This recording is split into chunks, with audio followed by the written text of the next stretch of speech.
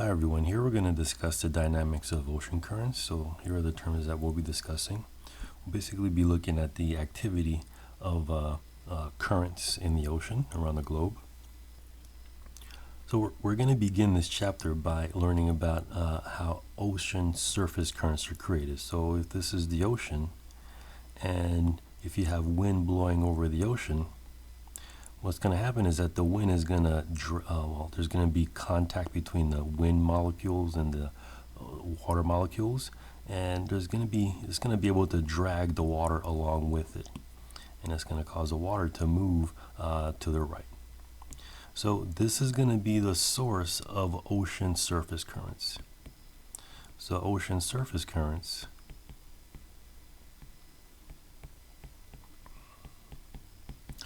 they're created by wind.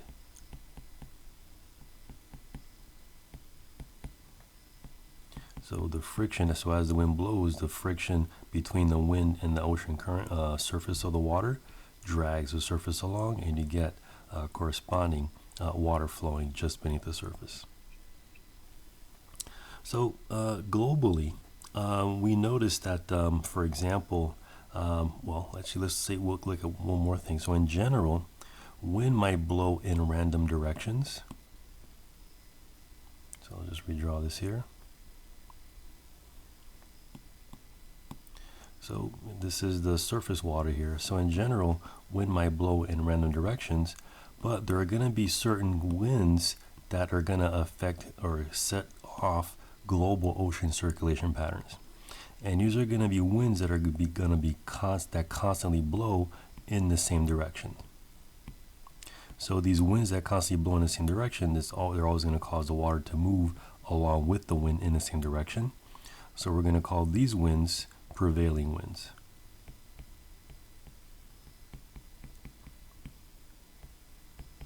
So prevailing winds are winds that constantly blow in the same direction.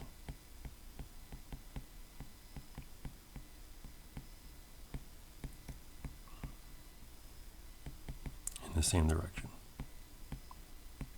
So in the upcoming chapters, we're going to learn about how these winds are generated. But for now, we're just looking at their effect on the ocean. And what you find is that they're going to generate global ocean currents. So you can see here that at the equator, overall, you see the ocean currents blowing in this direction. Ocean currents circulating in this direction. The reason why is that there's going to be a prevailing wind that's going to, in general, globally, move from right to left.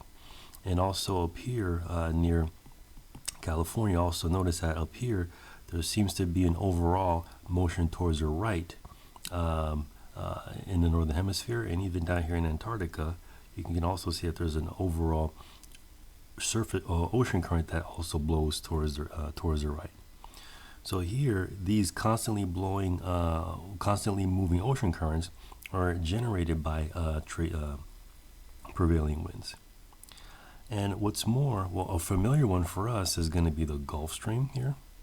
This is an ocean current that blows from the Gulf of Mexico, and it moves towards Europe, and we're going to see effects of that coming up in a little while.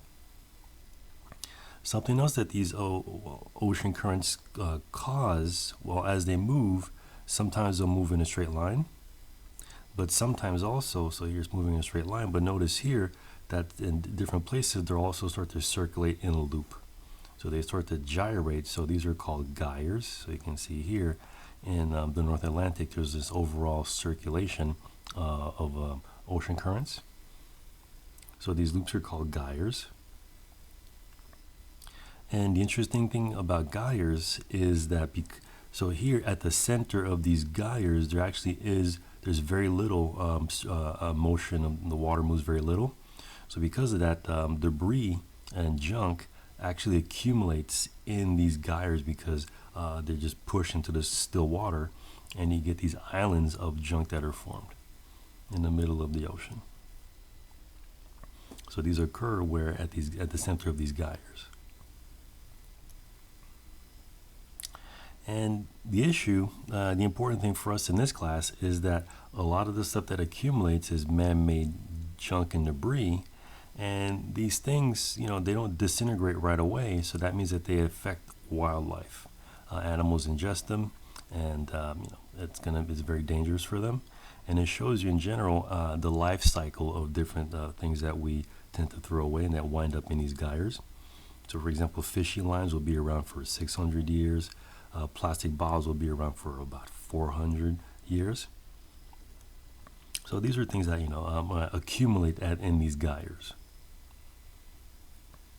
So now we're actually going to learn about. So I said before that prevailing winds are winds that constantly blow, in the same direction. And what these winds are going to cause is that the surface water beneath it is also going to move in the same direction, in a straight line, effectively. But so how is it that we get these ocean circulation patterns? So what creates these ocean circulation patterns is that the Earth is not stationary. The Earth is actually spinning on its axis, and that spinning is going to cause the ocean currents to change directions. So this is related to a process called the Coriolis effect.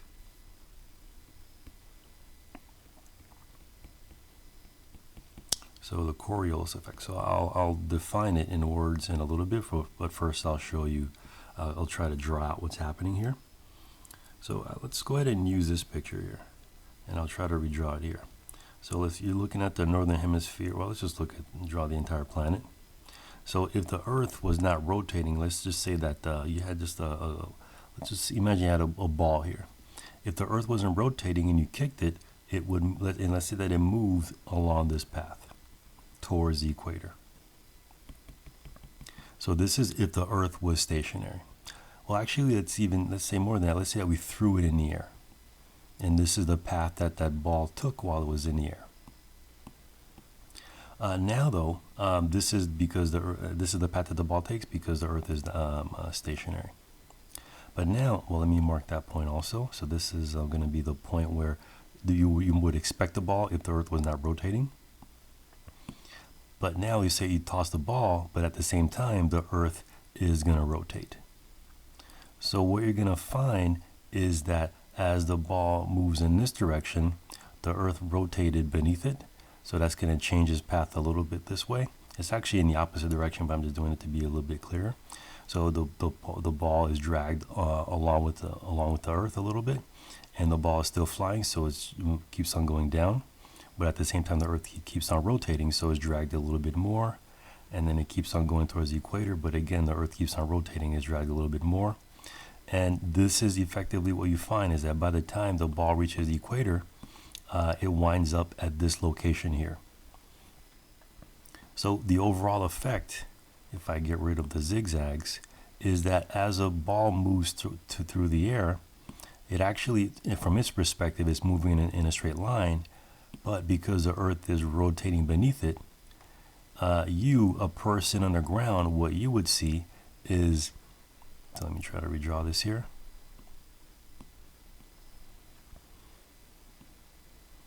So you would expect the ball to move in a straight line.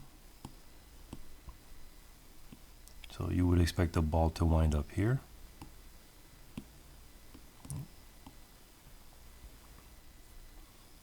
So you would expect the ball to wind up here, but because of the Earth's rotation, the ball actually looks to you as if it follows this direction here.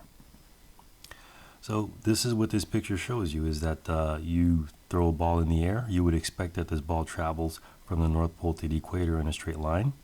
But as the ball moves, the Earth rotates with it. So from your perspective, you're standing here, and what you find is that because of the Earth's rotation, the ball actually lands at this location here. So this is the Coriolis effect.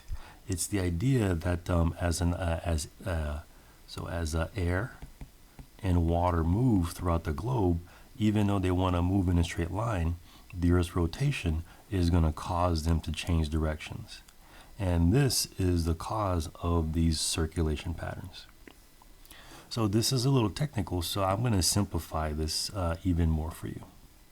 So we're going to just look at the northern hemisphere. So we're going to look at the Coriolis effect in the northern hemisphere.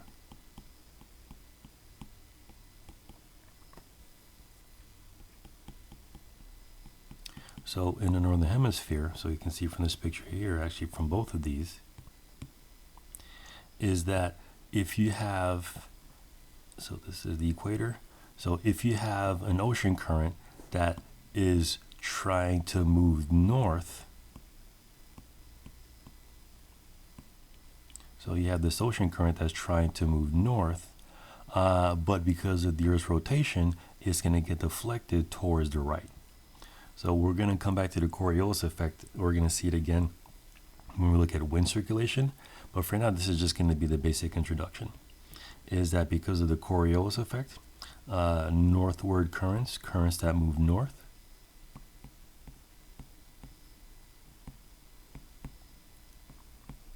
so northward currents are deflected towards the right.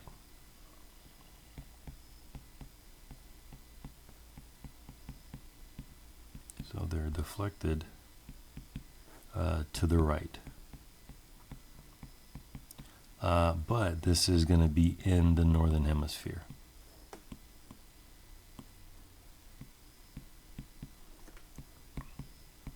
So in the northern hemisphere.